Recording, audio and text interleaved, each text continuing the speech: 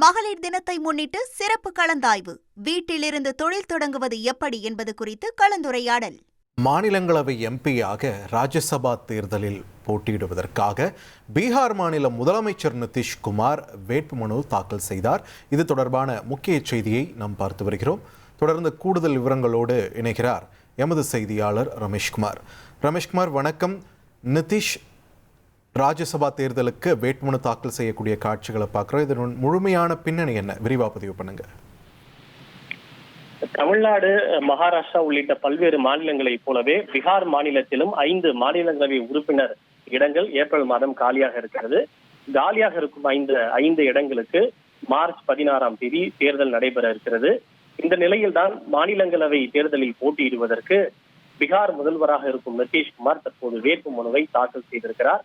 பீகார் மாநிலத்தை பொறுத்தவரை 2 முக்கியமான பிரமுகர்கள் மாநிலங்களவை உறுப்பினராக தேர்வாகிறார்கள். ஒன்று பீகார் முதல்வர் நிதிஷ்குமார், மற்றொன்று பாஜகவினுடைய தேசிய தலைவராக இருக்கக்கூடிய நிதின் நபீன். இவர்கள் இருவருமே பீகார் மாநிலத்தில் இருந்து மாநிலங்களவைக்கு தேர்வாகிறார்கள். இருவரும் மத்திய உள்துறை அமைச்சர் அமித்ஷாவினுடைய முன்னிலையில் பீகார் மாநில சட்டப்பேரவை வளாகத்தில் இருக்கக்கூடிய சட்டப்பேரவை செயலாளரும் தேர்தல் அதிகாரியுமான அவரிடம் தங்களது வேட்புமனுவை தாக்கல் செய்திருக்கிறார்கள். எம்எல்ஏக்களுடைய பலத்தின்படி தேசிய ஜனநாயக கூட்டணிக்கு மொத்தம் 4 மாநிலங்களவை உறுப்பினர்கள் கிடைப்பார்கள். பீகார் மாநிலத்தை பொறுத்தவரை தேசிய ஜனநாயக கூட்டணியை சார்ந்த அனைத்து உறுப்பினர்களும் தற்போது அமித்ஷாவின் முன்னிலையில் வேட்புமனுவை தாக்கல் செய்து வருகிறார்கள். குறிப்பாக இதில் யாருமே எதிர்பார்க்காத ஒரு திடீர் திருப்பம் தான் நிதிஷ்குமார் மாநிலங்களவைக்கு போட்டி என்பது. அவர் மாநிலங்களவைக்கு போட்டி தேர்வு செய்யப்பட்ட பின்னர் தன்னுடைய முதல்வர் பதவியை அதிகாரப்பூர்வமாக ராஜினாமா செய்வார் என்று எதிர்பார்க்கப்படுகிறது. அவர் மாநிலங்களவை உறுப்பினராக தேர்வு செய்யப்படுவதோடு மட்டுமல்லாமல் மத்திய அமைச்சராகவும் பதவி வகிப்பார் என்று தகவல் வெளியாகி இருக்கிறது. நிதிஷ்குமார் மத்திய அமைச்சராக போகிறார் என்ற அந்த தகவல் என்பது இது புதிதல்ல. 2024 மக்களவை தேர்தலில் பாஜக மீண்டும் போட்டியிட்டு வெற்றி பெற்ற உடனேயே நிதிஷ்குமார் முதல்வர் பதவியை ராஜினாமா செய்ய போகிறார் எனவும் மத்திய அமைச்சராக போகிறார் என்றும் ஒரு யூகங்கள் எழுந்தது. ஆனால் அப்போது அது நடைபெறவில்லை. அடுத்த ஒரு 6 மாதத்தில் சட்டப்பேரவை தேர்தல் நடைபெற இருந்ததால் அந்த முயற்சி தள்ளி போனதாக பார்க்கப்பட்டது. இந்த நிலையில் தான் பீகாரில் கடந்த நவம்பர் மாதம் சட்டப்பேரவை தேர்தல் நிறைவடைந்து 11வது முறையாக நிதிஷ்குமார் மீண்டும் பதவியேற்றார். பீகார் முதல்வராக அவர் பதவியேற்று 4 மாதங்கள் கூட நிறைவடையாத நிலையில் தற்போது அவர் தன்னுடைய முதல்வர் பதவியை ராஜினாமா செய்ய இருக்கிறார். இது குறித்து நிதிஷ்குமார் அவர்கள் கூறும்போது, நான் அரசியலில் நுழைந்தது முதலே நாடாளுமன்றத்தின் 2 அவைகளிலும் அதே போல சட்டப்பேரவையின் 2 அவைகளிலும் தேர்வாக வேண்டும் என்பதுதான் என்னுடைய கனவாக இருந்து வந்தது.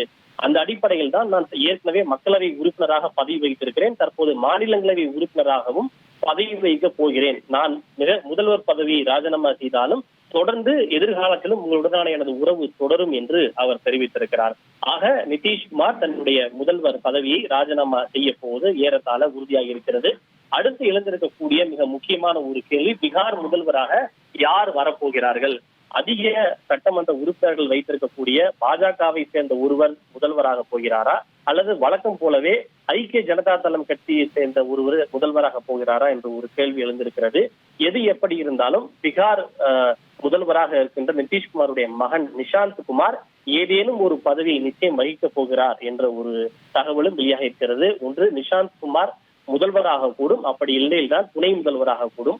நிஷாந்த் குமார் துணை முதல்வராகும் பட்சத்தில் தற்போது துணை முதல்வராக இருக்கின்ற பாஜகவை சேர்ந்த சாம்ராஜ் சௌத்ரி அவர்கள் பீகாரினுடைய முதல்வராக கூடும் என்று எதிர்பார்க்கப்படுகிறது. அப்படி நடக்கின்ற பட்சத்தில் பீகாரில் முதல் பாஜக முதல்வர் என்கிற ஒருவர் முதல்வராக பதவியேற்கக்கூடும்.